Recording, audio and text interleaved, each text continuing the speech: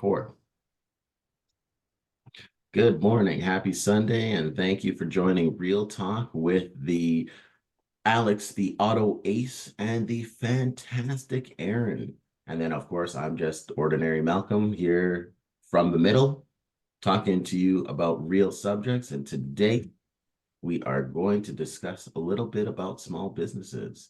So, what should we talk about small businesses? Well, let's talk about like the triumphs or the failures. Everybody always talks about the triumphs. I can 40x your ROI. What about the failures, guys? What about the failures? What makes a good small business owner? Somebody that doesn't give up, I'm thinking. What do you guys Yeah, well, Alex would be a perfect person to speak about this. I don't think that he's small business anymore, but he's celebrating this year 20 years plus, I believe, of auto finance service. And that's his own business. That's one of his longest standing businesses. So to be able to anchor something for 20 years, I would think, it's well, I mean, in my own businesses too, it's the commitment, it's building your team, it's there you don't know unless you try, and your success does come with the fair share of rocky roads, but I don't and I don't know valleys, that right? I don't think when you're self-employed and you're going after business that you can really call it failures, but you could definitely call some things more successful than others. What do you think, Alex? There you go. Actually, I think that irony is like small business is failure, like, or the definition of small Mm-hmm. business is failure because I think it's one of those things. If you're not failing enough, you're not trying hard enough, right? And you should learn from your failures, like because I mean, things you learn from it and you pivot, right? Like you don't you should actually get stronger from trying something and failing than trying something succeeding because you succeed, you kind of might get comfortable. You know what I mean? You Mhm. actually learn more from failures than success. And so, and that's probably to me one of the hardest things is trying to improve on success Yeah, because I think because too, like as because we're you can building. fall you can fall for that lull of comfortable. You know Yeah, Right. what I mean? and I think as you're building business, everyone has their own vision of where they think it could go, where they want it to go, and how they're going to get it to get there, right? Mhm. So I don't know. I've had some skin in the game in quite a few businesses, and some of them have flourished, and some of them I'm taking in Mm, on that are mm, already so established, right? So, but a mm, commitment, building a good team, you're kind of on the go all the time. So I mean, mm, people that kind of look at people and say, oh well, they have this, that, whatever, because they don't have like what they call a regular job, where you're going into mm, an office for 8 hours. You're self-employed, you're a business owner, you are working all the time, right? All the time, and sometimes never flourishing to too much. So you got to be dedicated and have a good support system around you, because that's the best. well, you know what? When you talk about, I think you mentioned flourishing too much, and I think that's the biggest mistake some people make is they forget being a business owner is just like actually it's more than working for yourself, but I think you gotta have a clue how much money you need to make to live. You want to make to live, and how much you can generate from this business, and how much sales you need to make to generate the living that you need to make, right? And so that's the math that a lot of business owners or people don't do, because how much marketing do you gonna do to generate X amount of sales to net X amount of money, right?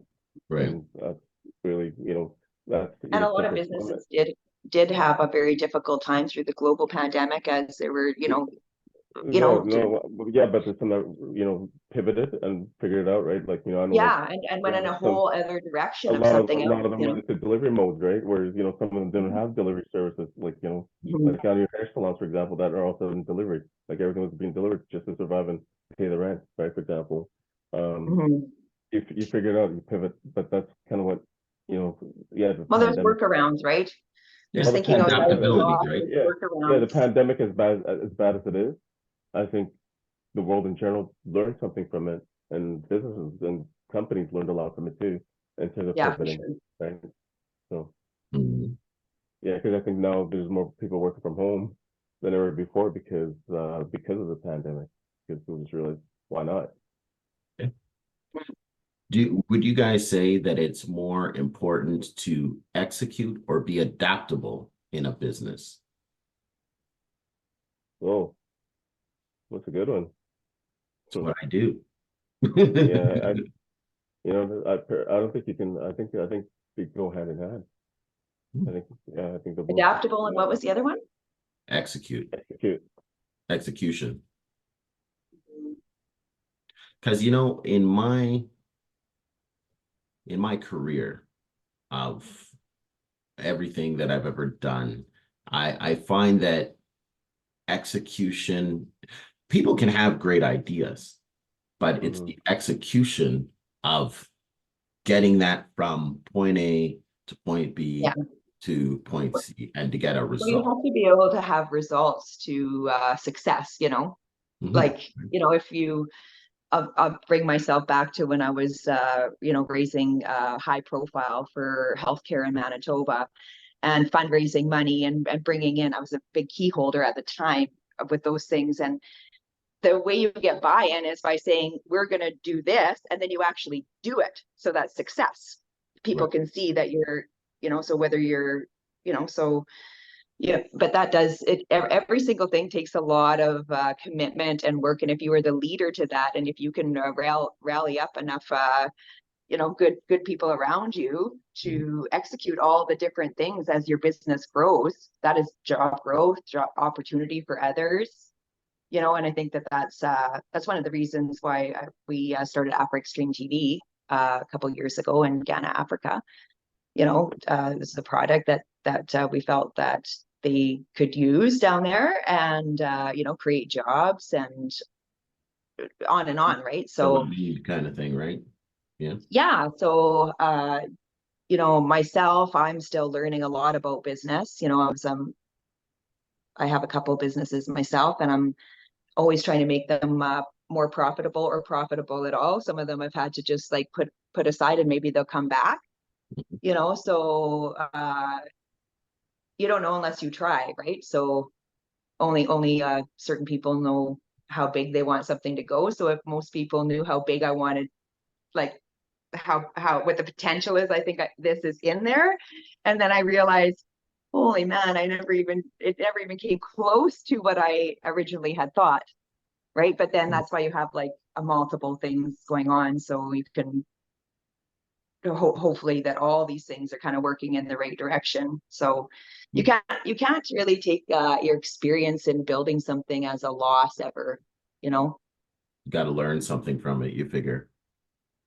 Well, you learn how to build business, right? So if you do one, you do another, right? And so that's why I was saying, like Alex having his own business for, you know, over 20 years, et cetera, et cetera. Like the commitment, the sacrifice it takes to ensure you have the lights on, you know, all the time.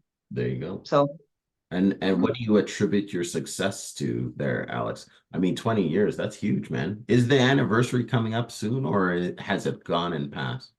Gone past. It has gone and passed. Okay. Yeah, yeah. When's the 25th then? Because we should celebrate such a thing. Another 5 years away. Yeah. Yeah. yeah. Well, we're celebrating this month in January as we're, you know, rolling out a whole bunch of things in Manitoba. So celebration, right? It's a celebration of, you know, the good work that we do as a full service company to ensure our clients are 100% looked after. Nice. It's made easy. Yeah. It's made easy for them. But to answer your question, Malcolm, it's I would say it is offering things that is a benefit to people. I mean, things that pretty much sell themselves, put it that way. Right. So it's all about the service. And Yeah, it's all level about of the service. service. It's a big part of it, exactly. And you know, and finding a need and knowing there's a need for it. And it's like, for example, at the grocery store, I knew there was a need.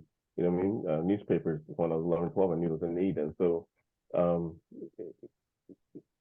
you just got enough accounts to make it make sense in terms of dollars that you want to make, right? I learned that at a very early age just from delivering newspapers because I want to make X amount of dollars, and you know, I was fortunate to help a friend of mine, Roman, do his routes, and he gave me a little thank you, and I said, "Wow, really? Thank you." And Right on. he's like, you could do the same thing. I'm like, really? And so, you know, started with one or two routes, and pretty soon I was up to 3, 4, 5, 6, and yeah, you know, having a lot of fun doing it, like because it's like a great workout, like carrying all these bundles, you know, like I've been doing arm curls with them up and down the stairs in Cumberland Avenue and all those areas, you know what I mean? That my first teeth like smacked, like I was hooked ever since, right?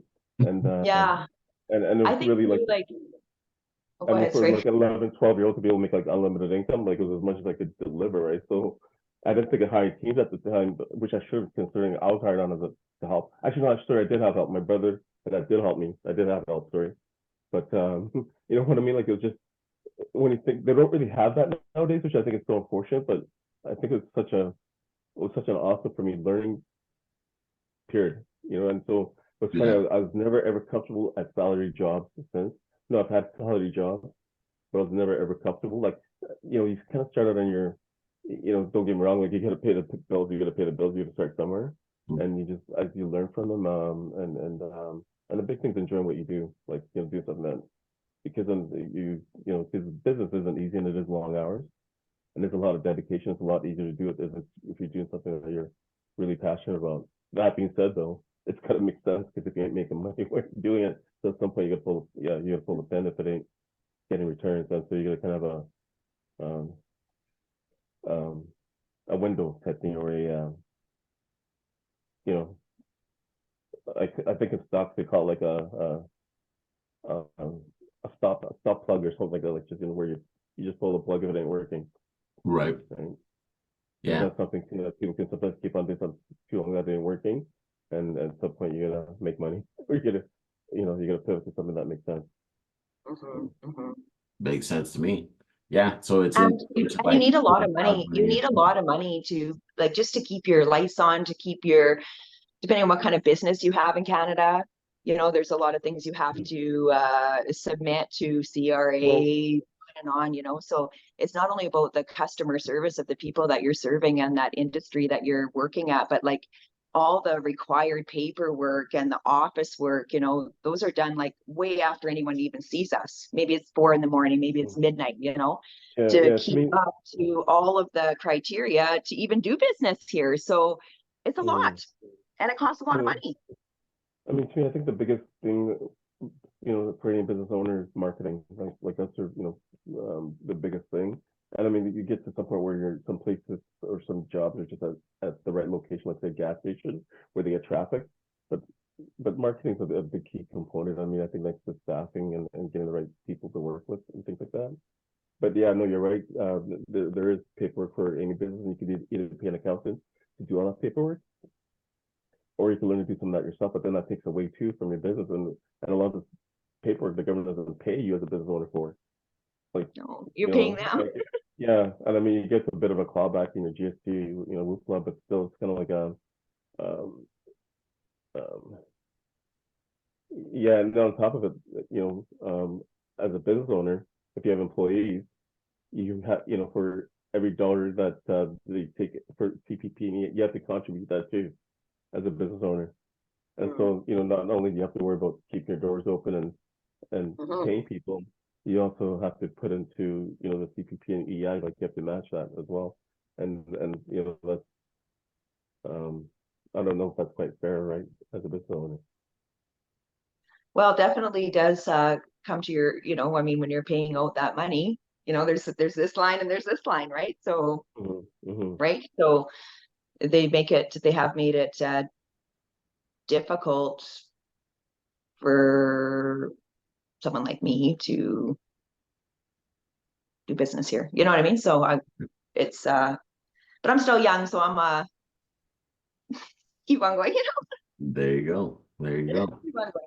Keep on going. But yeah, I think you know, the level of success is only yours to own. So, you know, I know that I know 100% for sure that there is people that look at me and think I have some sort of success that they don't because of something, but like I don't have anything more than the next person does. I came up with a couple ideas and I did a couple things and maybe that person, you know, so like I think that like some people look at someone and think that there's success because, well, and there is success with hard work and determination Yeah, and getting up and doing things, right? yeah, Yeah. yeah. So So, anyways, I just had to double check that fact though too, because because I've the biggest part of why everyone that works with me is a subcontractor, because this is just employers are required to deduct income tax, Canada Pension Plan contributions and employment insurance premiums from an employee's paycheck. So basically you have to get a payroll. You have to pay for a payroll system as is, because it's a lot of tracking, right? Which a lot of, especially with Yeah, small because businesses, you're withholding money from me and putting it in this account, making sure CRA's well, paid, like, yeah. So and so that's something the average small business person can't do, like in terms of like the calculations for deduction, all that Yeah. kind of stuff. And so you need a payroll services to manage that, which is a cost, like Ceridian and all these other places, right? And employers are also required to contribute an amount in addition to the employee's contribution to CPP and employment insurance. Bullshit. No, I'm offering a job. I'm paying, I'm making sure the lights are kept on, and I got to contribute too. What? Don't get me wrong. Like it's well, if there's enough to go around, I mean but the reality is that it's expensive. That's a key thing. That's a key thing. If right, and I just know the small business person, it's not easy, right? Like for example, when I had my store, yeah, everything was paid, but when everything was paid, I was like left with like $1 an hour when I averaged it out for through like 12-hour days. You know what I mean? And then they're hiring someone to to work as well, and then I got to pay the government who doesn't really have or I got to contribute to CPP and EI insurance. Hey, real story. I know when I quit the bank to go start work to become independent at the same store after working at the bank for 7 years. I went to EI to see if they'll cover my ass for 3 months, and they told me nada. Yeah. That is so funny because it wasn't funny because like, why am I going to put into that system that like I need some habitual people that like got laid off annually just to get on EI, and that 3 hours for anything longer than 3-4 years shouldn't be questioned. Like they should just be there for you, okay? But no, they're like, how dare you quit your job to better yourself? Oh, I know. Even here, all right. even here where we should be the most we are very, very protected here. We have insurance for absolutely everything, we're part of but sure shit, what's happening with CPP? The stuff that they're trying to take it away, they're extending it longer so that people work longer, right? Yeah. So why am I going to that system? No, fuck that. Right. So I put in like around 20 some years looking after other people within like a facility, and I had like some insurance and stuff like that. But then when I went off and did something else, I didn't have some of the same insurance plans, but then I got quite sick. I got really, really sick a couple years ago. Oh, wow. And I was not even really able to get out of bed for a long time, and it was awful. Like I couldn't do anything. And so at this point I have to like go on like that suggested that the doctors say go on like what they call like a disability or something, for short term. Yeah. Till I get better or something. So when I filled out that paperwork, same as Alex, I was denied. And I'm like, well, what the fuck did I even bother with all this? Because it was like kind of a lot of work to fill out all the paperwork, and it was kind of like I didn't really want to do it, but I had to because I was unable to, and yet then I was like I was embarrassed because it was like I didn't even really want to do it, but yet it's supposed to be there for you in case you ever do need it, and then I was denied anyway. So it's like these systems that are in place, they really aren't really in place. And then I go out to get my pension money from when I retired. And finally, I was able to access some of that after all these years because, they make you put it away. But it's my money. Yeah. It's my fucking money. But is it really your money, or is it that the government's like, well, we just need this money more than you because we squandered everything else. And they don't want to give it to you. So, if you have the right people and knowing what you can do with some of these things, like, calling me or Alex or yourself, and we know how to get access to some of the things that you have sitting there. It is paperwork, it's etc. But I mean, you can get some of those things. I don't want to be having this pension money sitting somewhere, and I could use some money right now. Of course, right? Yeah. Right. So I just find it very the systems that they have in place in case something goes wrong for you. One step goes it is systematic failure because we're speaking earlier about people that are homeless, on and on, So yeah, if you want to be an entrepreneur, be an entrepreneur and keep on going, keep on making, keep on building, keep on marketing, keep on selling, keep on telling people, keep watching your vision, right? Yep. And keep working towards it. Be honest. Like, most people that are in business, well, business and pleasure, business is business, like I'm sitting there with somebody and I can literally sniff them out from a mile away. Like, don't fucking come to my table and think you're gonna like take this from me. This is my business, Right. right? So that's the other thing. When you can do everything yourself, you don't actually need to outsource too much. Because the minute you start outsourcing your accounting or these kinds of things as a business owner, you better damn well trust who's looking after this, that, and whatever. Because you hear far too many stories about someone getting greedy fingers because they think they deserve some sort of, you know, uh, Well, no, kickback like, I mean, for here's where, well, here's an where it's good to, opportunity.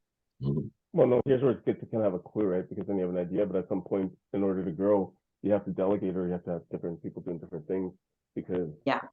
you want to spend your time doing, you know, other things. And so, Absolutely. So if you can find people that you're, you know, in this time, trust, right? Trust is a very good thing when in business. and sometimes Trust is sometimes it's trial and error. You know what I mean? Like I know I've had yeah, a we few don't know. accountants. I've had a few accountants over the years, Mhm. and I think I've been blessed. Most of them have been pretty good, you know, in terms of good looking out. So, Well, that's the best thing, right? We outsource the things that that there's specialty to, and over yeah, yeah, over the like years, you get to yeah, learn who you work well with and who you yeah, connect with, right? So, you like know, people marketing for me. appreciate. I've tried different methods of marketing, and you know that's how I met Malcolm. That's right. Yeah, so you just you know keep trying different things, right, to grow and to If you're to not network. trying, you're We're just not doing. doing anything, right? We're doing. Well, I mean, we all have different brands, different passions, different specialty, different, you know, things that we've done in the past and things that, you know, and most of us that are in business and economics, what have you, we have so many things in the lineup that have been talked about for so long at these tables that, you know, one day they just go boom and people are like, oh, wow. And I'm like, yeah, well, that's been in the works for like, right? That's been in the works for a long time, right? Nope. Oh, So I'm really, I would like to take a minute to thank the people that have skin in the game in my table because they're patient and they're understanding for the most part, just about, you know, and most of them are getting to know that it's very, very important for us to utilize our time better, yeah, right. you know, because we only have so much time in the day, right? So if I'm like sitting around waiting for uh whatever it is, and I've already done the stuff, I'm like, come on, you know what I mean? So that's why mostly I just my circle's pretty small in 2024 to start because it needs to be. There you go. Well, guys, that was awesome. Right off the cuff, all about small business. That is fantastic. I think I learned something. I hope you guys did too. So what we want you to do is smash that like, follow, and subscribe to This is Real Talk with Aaron, Malcolm, and Alex. Sorry, I And put don't you forget last this time. comment below, comments. We love comments. Oh, yeah, there you go. Oh, yeah, and definitely comment. Yeah. Comment as much as you want. You Oh, know, man. right on. Well, thank you so Yeah, and I was saying earlier that I am in Manitoba, right? So I'll be doing some recording and I'll be going on this platform of some of the things that you know, real talk, real time, real problems and real solutions. And what I do see all around the world is people have lost faith in who they have either elected to do some of these things that, you know, that these are problematic things, you know. So I'm looking forward to some real time this week and meeting new people and old people and, you know, promoting everything that we have to offer to this great grand world, you know. right on. Yeah. So happy Fantastic. Sunday, guys. Happy Sunday. Cheers Okay, talk on. soon. All right, Later. all right.